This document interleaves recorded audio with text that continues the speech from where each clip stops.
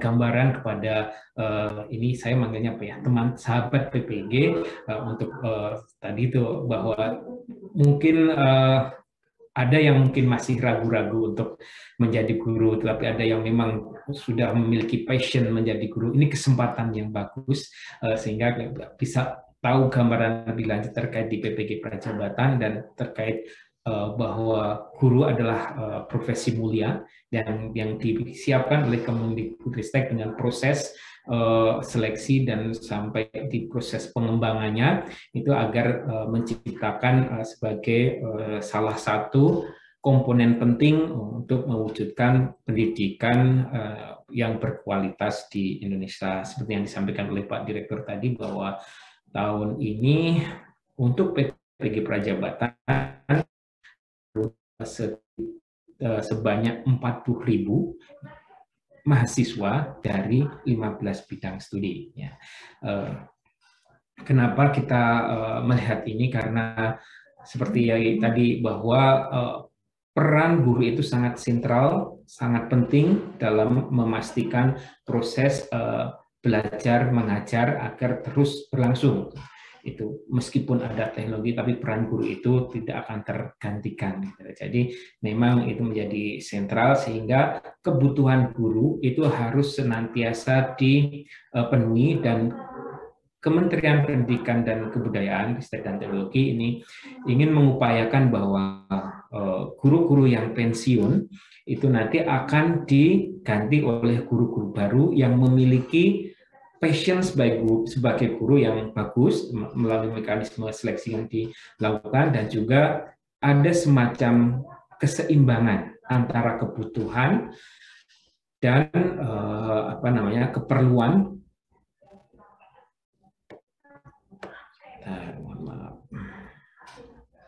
baik itu secara kuantitas maupun kualitasnya. Ini kalau kita melihat memang untuk di PPG Prajabatan sendiri itu sudah dilakukan dari beberapa tahun yang lalu dan mulai dari 2006 dengan beberapa metode atau beberapa pendekatan, ada yang terkait misalnya SM3T, kemudian juga yang berasrama, tetapi memang sampai saat ini baru bisa meluluskan dari 2006 sampai 2018 itu untuk yang PPG Prajabatan sendiri baru meluluskan sekitar 27.935 yang mereka ketika selesai PPG mendapatkan sertifikat pendidik itu. Sementara setiap tahun itu adalah kurang lebih antara 60.000 sampai 70.000 guru yang pensiun, sehingga kalau ini tidak dipenuhi maka kebutuhan guru itu akan semakin timpang gitu. Sehingga kita berharap bahwa dengan adanya PPG Prajabatan, guru-guru yang masuk ke dalam ekosistem di pendidikan sebagai guru mereka adalah yang sudah bersertifikat gitu. Meskipun tahun ini kita baru merencanakan 40.000, nanti kedepannya mudah-mudahan bisa lebih memenuhi target yang ideal, karena kita memang ingin memenuhi terkait keseimbangan kebutuhan dan pemenuhan guru atau supply and demand. Ini kalau kita lihat, jadi kita berharap nanti bahwa guru baru dan yang lulus PPG, kemudian dia masuk ke dalam ekosistem, itu bisa menggantikan guru-guru pensiun yang ada di Indonesia.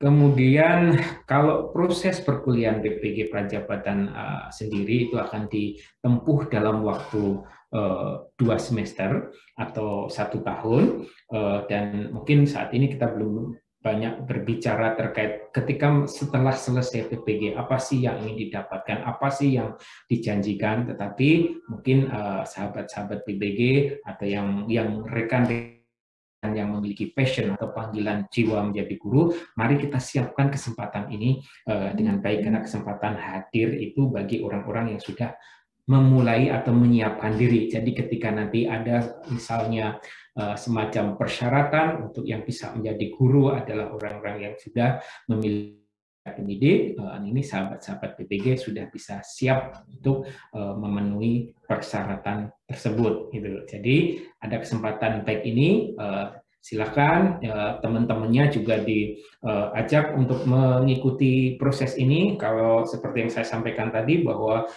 saat ini baru sekitar 27.826 sampai siang tadi yang mendaftar, itu pun belum sampai proses semacam karena tahapan-tahapan pendaftarannya juga cukup banyak, belum sampai submit, sehingga kita masih harus terus mengajak yang lain, minta rekan-rekan yang lain untuk ikut mendaftar ini agar informasi-informasi itu bisa sampai dan mereka yang ingin menjadi guru, yang memiliki passion menjadi guru bisa segera mendaftar, terutama untuk yang dari 15 bidang studi tadi. Ini adalah kerangka desain PPG Prajabatan yang kami sebut PPG Prajabatan model baru, karena ini akan dilaksanakan mulai tahun 2022, diawali dengan tes ujian masuk yang saat ini kita sedang dalam proses untuk pendaftaran, untuk sosialisasi pendaftaran. Ini pertama kali kami di Direktorat PPG melakukan sosialisasi pendaftaran secara online. Kita juga sudah menyiapkan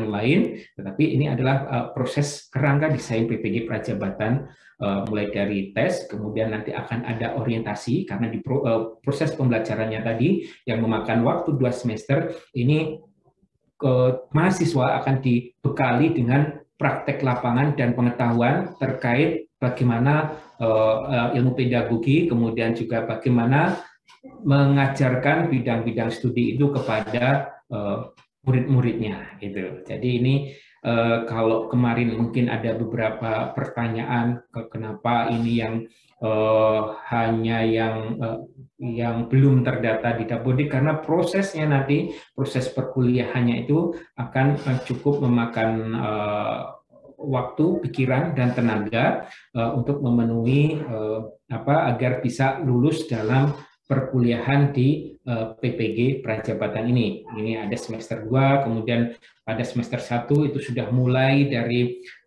PPL, jadi dari awal itu sudah diperkenalkan dengan dunia kerjanya seperti apa ke sekolah, gitu. Karena guru itu adalah dia berada di sekolah, gitu.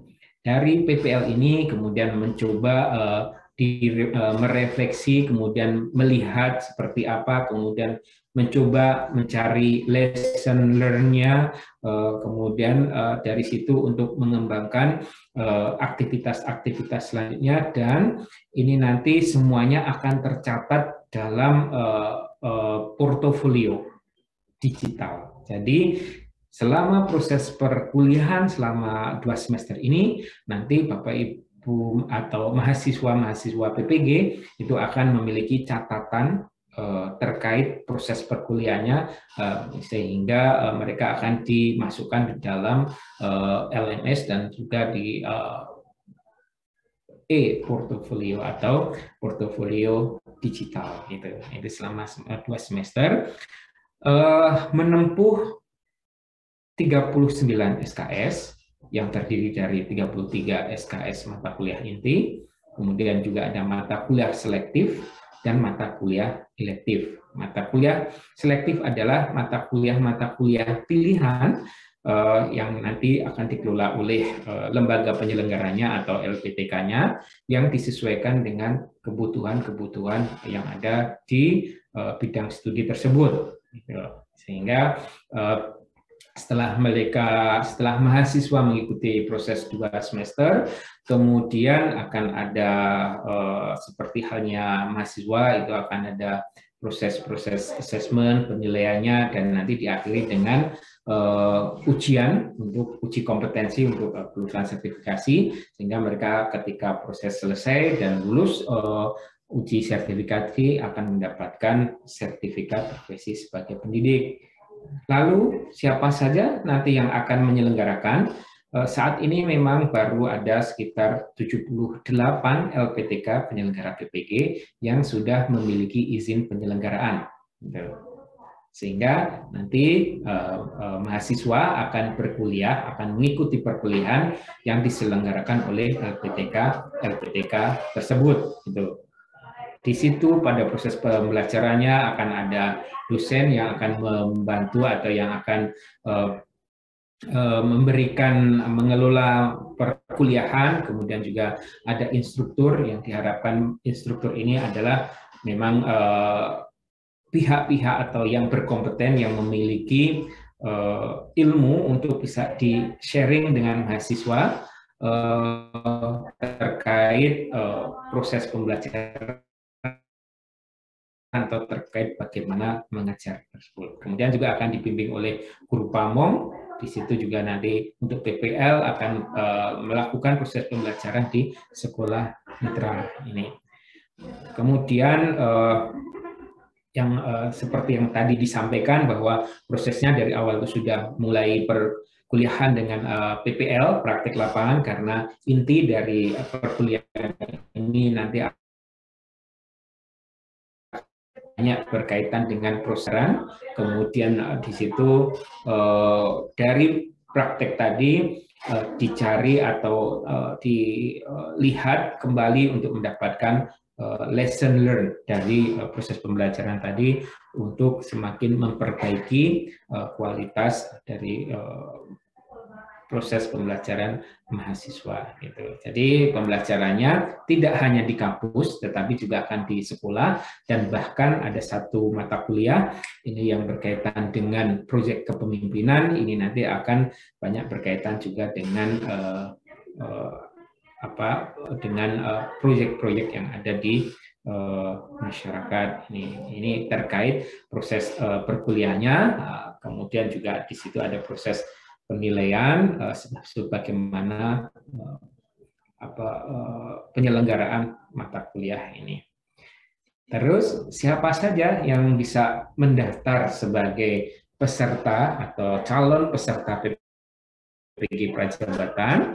Yang jelas satu warga negara Indonesia. Ini nanti Bapak Ibu juga bisa melihat di websitenya di Direktorat, kemudian juga Direktorat PPG, kemudian juga sebenarnya kita juga sudah bisa nanti dilihat di YouTube-nya Direktorat PPG. Ini ada beberapa terkait kriteria calon peserta. Jadi misalnya pada kesempatan siang hari ini masih belum puas, kemudian masih ingin mendalami lagi, kemudian mencoba mencari informasi. Nah, ini Bapak Ibu bisa melihat di websitenya Direktorat PPG. Ini beberapa kriteria calon peserta PPG Prajabatan. Memang mereka adalah yang belum terdaftar atau tidak terdaftar sebagai guru pada data pokok pendidikan. Ini kenapa? Seperti yang tadi kita sampaikan bahwa proses perkuliahannya sendiri itu akan cukup memakan waktu, tenaga, dan pikiran agar bisa fokus kepada proses perkuliahan. Gitu. Ini untuk memastikan bahwa mahasiswa yang lolos PPG adalah benar-benar guru yang profesional, tapi meskipun dalam masa guru profesional pemula. Mengapa? Guru profesional pemula karena guru pemula ini akan sangat penting dalam menentukan karir ke depannya. Artinya mereka memang harus dibekali dengan ilmu-ilmu agar waktu proses mengikuti atau proses menjalani profesi sebagai guru di awal itu bisa berjalan dengan baik, karena ini akan sangat menentukan proses kedepannya, pandangan-pandangan mereka terhadap guru, sehingga mereka perlu dibekali dan perlu diberikan pendampingan. Ini proses di PPG Prajabatan seperti itu. Kemudian memiliki IPK 3,00, kemudian berusia paling tinggi 32, dan nanti ketika proses lolos seleksi ketika menjadi mahasiswa ini harus mampu menunjukkan surat keterangan sehat jasmani dan rohani, kemudian juga surat keterangan berkelakuan baik, juga surat keterangan bebas nafsa. Ini kemudian juga menandatangani fakta integritas dan mengikuti tahapan seleksi, baik itu seleksi administrasi, substansi maupun wawancara. Memang ini untuk PPG Prajabatan kita didesain seleksinya itu cukup menantang bagi dan cukup banyak hal yang harus dipersiapkan, termasuk juga waktu pendaftaran itu diminta untuk mengisi essay, itu untuk menunjukkan keseriusan, kemudian juga untuk menunjukkan proses pembelajaran yang terjadi pada masing-masing pendaftar, sejauh mana pendaftar itu memiliki potensi dan memiliki passion, panggilan jiwa sebagai guru. Ini adalah desain seleksinya di tahap awal itu terkait biodata dan pengalaman, kemudian nanti setelah lulus seleksi administrasi, dilihat di CV-nya, IC-nya, kemudian pengalaman mengajar, pengalaman pelatihan, berorganisasi, aktivitas hobi. Nanti di bagian narasumber selanjutnya mungkin akan lebih fokus di sini bagaimana mensiasati atau bagaimana mengerjakan untuk yang seleksi administrasi ini. Kemudian ketika sudah lolos seleksi administrasi, maka akan dilakukan proses tes substansi atau calon mahasiswa itu akan dites untuk melihat terkait penguasaan kontennya, kemudian juga terkait kemampuan dasar literasi dan numerasi. Memang saat ini bahwa peserta PPG Prajabatan bisa dari lulusan S1 jalur kependidikan maupun non-kependidikan. Nah, nanti akan ada tes wawancara untuk mengetahui kompetensi, kepribadian, motivasi, dan kognitif.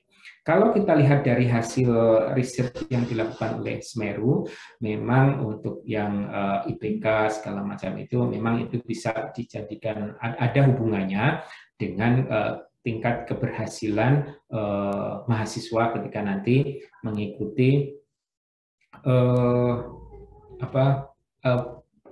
uji kompetensi di akhir. Waktu itu namanya UKM PPG, kalau yang di PPG yang sebelumnya, itu ada semacam cukup hubungan yang kuat atau semacam bisa memprediksi bahwa nilai IPK mahasiswa yang ketika masuk itu ada semacam hubungan dengan kemampuan menyelesaikan di uji pengetahuannya gitu. Sementara kalau yang di wawancara itu ada semacam bisa dipakai untuk memprediksi kemampuan dia dalam mengelola pembelajaran. Tapi ternyata hasil riset dari Semeru tadi memang belum bisa menunjukkan bahwa hasil seleksi yang ketat seperti ini itu bisa berpengaruh terhadap kualitas siswanya, lulusan. Sehingga pada PPG Prajab ini mungkin desain perkuliahannya akan kita coba tata lebih bagus lagi sehingga memastikan bahwa nanti mahasiswa bisa memfasilitasi untuk menjadikan murid-murid yang memiliki profil pelajar Pancasila ini. Ini adalah apa-apa saja yang pas waktu di seleksi wawancaranya. Ini sekedar gambaran, nanti Mbak Fani mungkin bisa akan lebih memberikan gambaran yang lebih jelas terkait seleksi wawancaranya. Itu nanti kemudian apa saja yang hal-hal yang akan digali pada saat proses wawancara tadi, itu terkait kompetensinya misalnya continuous learning, kemudian ethical maturity, kemudian juga building positive working relationship ini. Karena ternyata kalau kita lihat juga kadang-kadang apa yang membekas di benak siswa itu lebih kepada bagaimana guru-guru memberikan berhubungan erat dengan siswanya, atau bagaimana berkomunikasi, bagaimana menjaga komunikasi dengan siswanya. Itu kadang justru malah membekas ke dalam siswa, sehingga itu bisa mempengaruhi motivasi siswa-siswa untuk terus belajar bersama guru tersebut. Gitu. Ini mengapa pada waktu proses seleksi ini juga kita lihat atau untuk menggali terkait kompetensi calon-calon mahasiswa ini terkait continuous learning, bagaimana mereka memiliki semangat untuk terus menjadi pembelajar, kemudian juga mereka bisa memberikan keputusan gitu, karena pengambilan keputusan ini juga penting. Misalnya dari informasi-informasi, kemudian berdasarkan informasi itu diolah untuk memberikan pengambilan keputusan terhadap misalnya di proses pembelajarannya. Itu gambaran apa saja yang akan ada di dalam proses seleksi wawancara. Ini sebenarnya yang sudah disampaikan tadi, ada terkait struktur kurikulumnya, ada di PPG Prajabatan, itu ada mata kuliah inti yang harus diambil oleh mahasiswa, kemudian ada juga mata kuliah selektif, ini yang bisa dipilih dan disesuaikan dengan kebutuhan mahasiswa, dan ada mata kuliah elektif, ini adalah mata kuliah yang dikembangkan sendiri oleh kampus-kampus penyelenggara PPG. Ini terkait jumlah SKS yang akan ditempuh. Tadi makanya mengapa kita mencari mahasiswa ini benar-benar mahasiswa yang bisa memiliki waktu untuk memastikan proses perkuliahan mereka bisa berjalan dengan lancar. Memang pada saat ini sistem perkuliahannya masih kita desain blended, apakah nanti itu luring atau daring, itu akan sangat menyesuaikan juga dengan di LPTK. Ada mata kuliah inti, ada mata kuliah pilihan selektif gitu, dengan jumlah-jumlah SKS-nya. Dan seperti ini, Bapak Ibu juga bisa melihat di tadi link yang disampaikan oleh panitia. Meskipun mungkin nama-nama mata kuliahnya kemungkinan bagi yang dari jurusan kependidikan sudah cukup familiar atau ini mirip-mirip dengan mata kuliah yang waktu di S1-nya, tetapi di proses pembelajarannya nanti akan lebih berbasis kepada praktek. Makanya dari awal sudah coba didesain mata kuliahnya adalah terkait PPL, sudah ada di sekolah. Ini distribusinya ya, seperti yang tadi, semester 1 19 SKS dan semester 2 20 SKS. Kemudian ini terkait ruhnya dan juga profil kompetensi lulusan di mahasiswa PPG. Ini adalah mereka adalah guru-guru pemula, guru-guru yang mengamalkan nilai Pancasila, memiliki komitmen menjadi teladan, kemudian juga menjadi pembelajar sepanjang hayat, juga menguasai kompetensi dasar sebagai guru, berorientasi utama kepada peserta didik dan pembelajaran peserta didik. Jadi fokus kepada siswa pada proses pembelajaran yang ada di PPG, perkuliahan yang ada di PPG akan seperti ini. Bisa digambarkan mereka akan mempelajari ilmu kurikulum dan pengajaran, kemudian ilmu-ilmu kependidikan, kemudian juga ada seminar profesi guru berbasis portofolio. Ini yang tadi disampaikan bahwa pada saat proses perkuliahan nanti akan mengumpulkan artefak-artefak terkait proses perkuliahannya yang dikumpulkan dalam e-portfolio. Dan juga ada praktik lapangan dan diharapkan memiliki juga dasar-dasar kepemimpinan. Ini masih sama terkait seperti yang tadi, tetapi kalau yang di slide sebelumnya ini lebih kepada proses menggambarkan juga proses pembelajarannya yang reflektif. Ini jadi diharapkan nanti ketika selesai proses perkuliahan PPG Prajabatan akan menjadi guru profesional yang menjadi teladan dan pembelajaran yang mampu mengembangkan rencana, pelaksanaan, dan evaluasi pembelajaran yang berpusat pada peserta didik dan mewujudkan profil pelajar Pancasila, serta terampil dalam mengembangkan lingkungan belajar dan memfasilitasi peserta didik belajar dengan melibatkan orang tua dan masyarakat. Ini adalah gambaran proses perkuliahan yang diharapkan dengan demikian bisa mendapatkan guru-guru yang memang berkualitas, kemudian bisa berkontribusi terhadap kualitas pendidikan di Indonesia agar pendidikan di Indonesia tidak semakin jauh tertinggal. Kalau misalnya berdasarkan hasil-hasil PISA kemarin, sehingga ini terobosan-terobosan ini diharapkan bisa memberikan semacam jawaban terhadap kegelisahan atas hasil-hasil studi yang dilakukan berdasarkan dengan comparing dengan negara-negara lain gitu.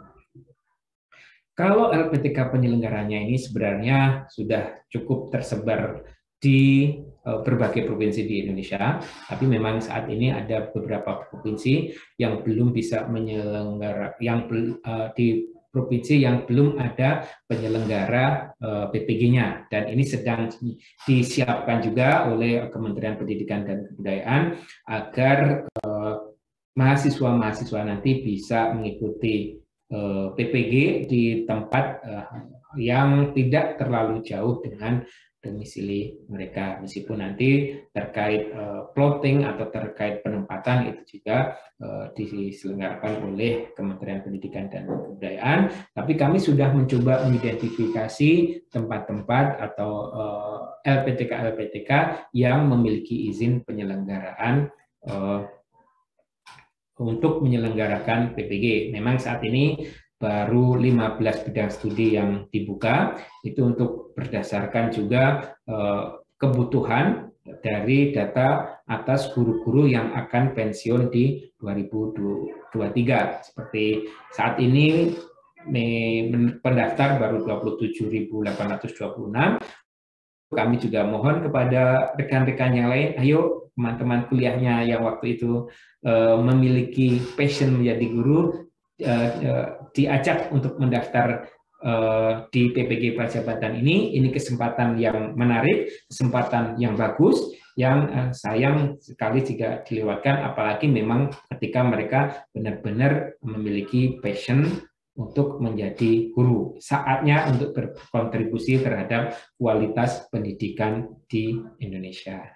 Itu gambaran terkait apa aja itu di PPG Prajabatan dan kurikulum yang dikembangkan di PPG Prajabatan. Ya, ini tadi 39 SKS yang dilaksanakan selama 2 semester perkuliahan. Itu Mbak Agnes untuk materi yang terkait PPG Prajabatan, kebijakannya, dan nanti akan diteruskan oleh narasumber selanjutnya. Jadi silakan nanti kalau ada permasalahan-permasalahan atau pertanyaan-pertanyaan bisa diajukan di sini. Senyampang kita ada kesempatan untuk melakukan mencari informasi-informasi terkait di PPG Prajabatan. Mungkin itu dulu Mbak Agnes, kami waktu dan tempat kami kembalikan. Baik, terima kasih Pak Zainul Misbah atas paparan materinya. Mudah-mudahan menjadi pencerahan bagi sahabat PPG terkait desain perkuliahan dan seleksi PPG Prajabatan. Baik sahabat PPG, sebelum melanjutkan paparan materi berikutnya, mari